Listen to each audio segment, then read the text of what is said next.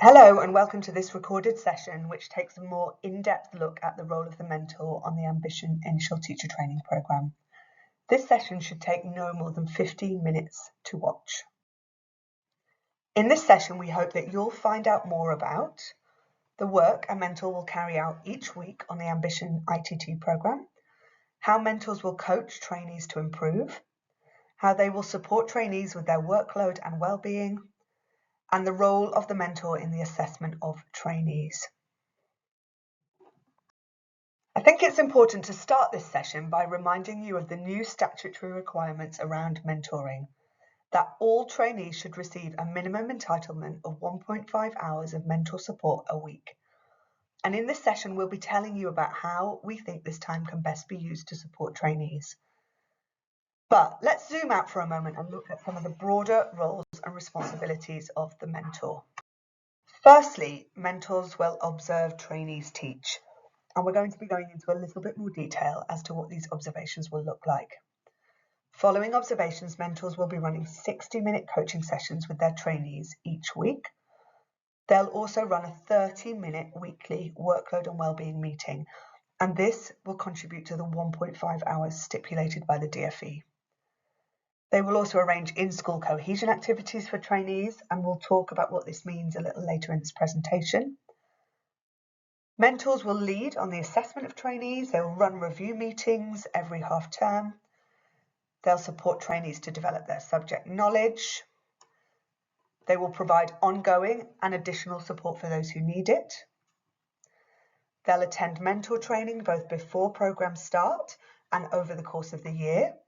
And finally, they should be committed to their own professional development, perhaps working with a lead mentor to improve their coaching practice.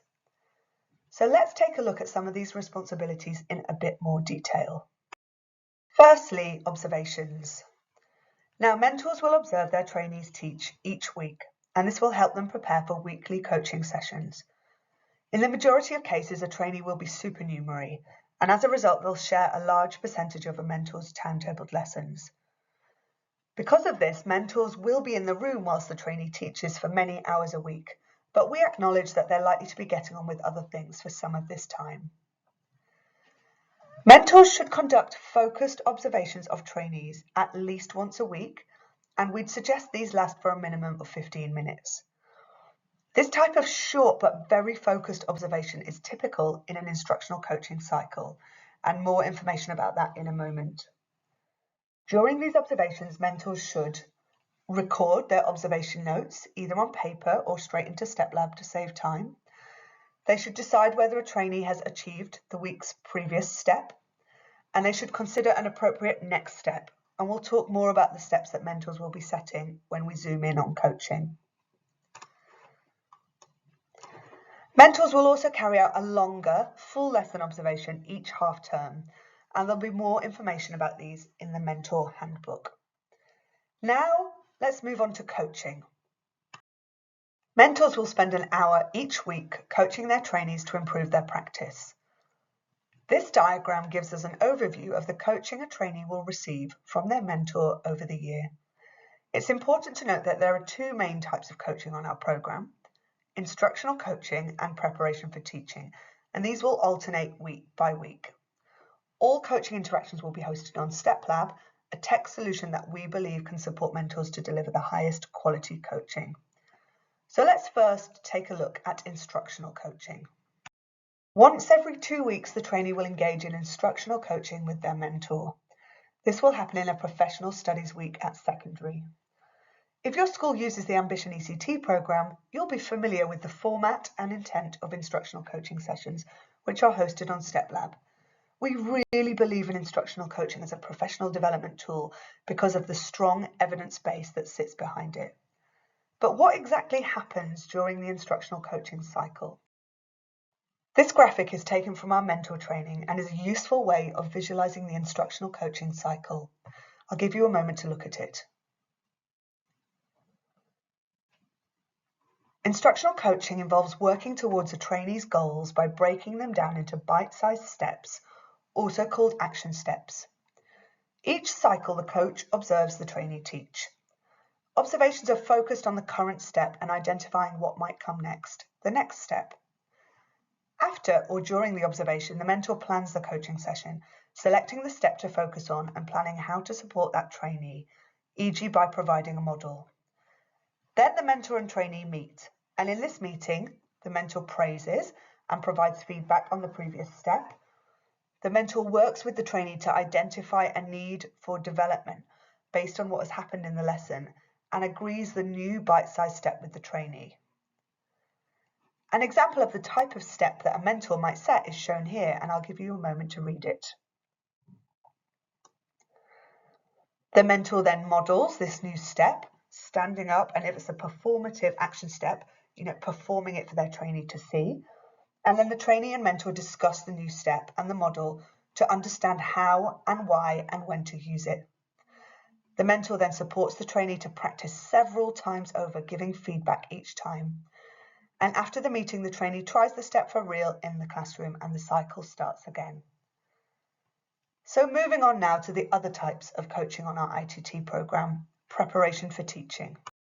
We know that many trainee teachers struggle to plan lessons, so we've designed a form of coaching that will directly support with lesson planning. We call this preparation for teaching, and these coaching sessions will take place in subject studies weeks at secondary. Preparation for teaching will take place every 2 weeks on alternate weeks to instructional coaching. It's also hosted on StepLab. During the autumn term, trainees are unlikely to be teaching full lessons, so preparation for teaching in this term will support trainees to get ready for team teaching. In the spring and summer term, this will transition into coaching on planning, where trainees work with their mentor to discuss what they've learned in their subject clinic that week, and then to apply this to a lesson they are planning.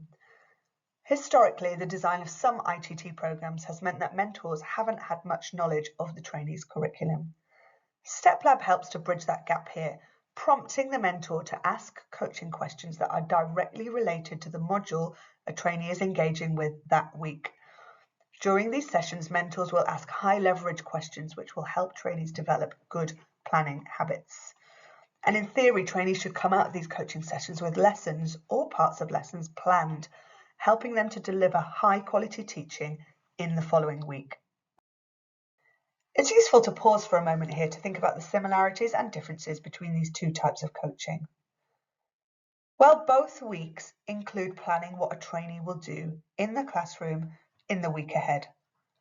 Instructional coaching aims to respond to trainees' needs and revisits and strengthens previous aspects of practice, whilst preparation for teaching more closely follows the curriculum, supporting the trainee to apply new strategies to their lesson planning.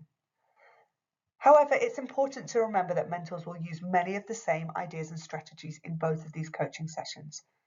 These include a focus on relationships and contracting, setting bite-sized action steps, modelling, and making time for low-stakes practice. And in both cases, StepLab will guide the mentor through the different parts of a coaching conversation. Now, let's move on to the final weekly component of mentoring, workload and well-being support. We know that mentoring is about more than just supporting trainees to develop classroom practice. Mentors also play a vital role in looking after trainees and supporting them to manage their workload and well-being. That's why each week, mentors and trainees have an additional 30 minutes of time devoted to this. And when combined with weekly coaching, this time makes up the statutory 90 minutes of mentoring that all trainees are entitled to. This meeting might happen at a different time in the week to coaching, but it should still appear on both the trainee and mentor's timetables. Unlike coaching, workload and wellbeing meetings won't be hosted on StepLab. Instead, mentors will use a set of conversation prompts to structure the meeting and to guide trainees towards helpful resources. These sessions are really about being adaptive to trainee need, and as a result, conversations will look very different trainee by trainee. And in all sessions, mentors will listen and clarify, and then explore and plan possible priorities and actions. We hope that by having dedicated space for these conversations, it will really strengthen the relationship between mentors and trainees. Moving on now to in-school cohesion activities. A small but important part of the mentor's role will be to arrange in-school cohesion activities for trainees. And these are those extra activities in school that will really help a trainee make sense of the curriculum. For example, a mentor might be able to arrange a structured observation or a meeting with an expert colleague like a SENCO. And guidance for mentors on appropriate in-school cohesion activities will be shared through our weekly 10-minute mentor training on StepLab. Guidance will change each week so that it closely matches the planned curriculum. For example, if the weekly module is questioning to develop understanding, the in-school cohesion activities for this week might be 1, a structured observation of a colleague with a real focus on questioning, or 2, a meeting with a curriculum leader about how they plan questions to include in curriculum documents. Mentors will also support trainees to develop their subject knowledge, and each half-term mentors will help trainees complete and review a subject knowledge development plan. This discussion will take place during regular mentoring meetings, so don't worry, it won't create any extra workload. And it's a chance for mentors and trainees to work together to identify gaps in subject knowledge. Mentors will talk to trainees about subject knowledge that they will need for the next half term. For example, a primary trainee might need to know about calculation strategies for year 4s, around addition and subtraction. And where trainees and mentors identify gaps, mentors can signpost trainees to resources to plug these gaps. Trainees should be spending about an hour a week improving their subject knowledge. Finally, moving on to the last but possibly most important job of the mentor, trainee assessment. Mentors are central to the supportive assessment of trainees, and ongoing formative assessment is a core part of mentoring. In addition, every half term, mentors will meet with trainees for a more structured and formal assessment of their progress in a review meeting. And each term, these review meetings will also be attended by the school's ITT coordinator and sometimes the lead mentor as well. Now, mentors will use Ambition's assessment framework to assess trainee progress. The assessment framework is an integral part of our learning management system, and it outlines the knowledge and practice expected by a trainee at certain points in the year. During review meetings, mentors will determine the fluency that trainees have demonstrated in different areas of the assessment framework. These reviews won't be based on high-stakes lesson observations. Trainees won't be required to produce massive portfolios of evidence. Instead, the framework will help mentors make judgments and will draw upon evidence automatically gathered through StepLab. For example, when a trainee correctly answers a quiz question as part of their study, this is logged and it contributes to data suggesting that they have learnt core ideas from a particular topic. Similarly, if a trainee achieves an instructional coaching step, this would automatically add evidence to a trainee's assessment framework. Every 6 weeks, mentors will review the assessment framework alongside their trainee and agree judgments about their progress. And we'll be providing more specific guidance on how to use our assessment framework and how to run review meetings, both in our handbook and in mentor training sessions when we're on programme.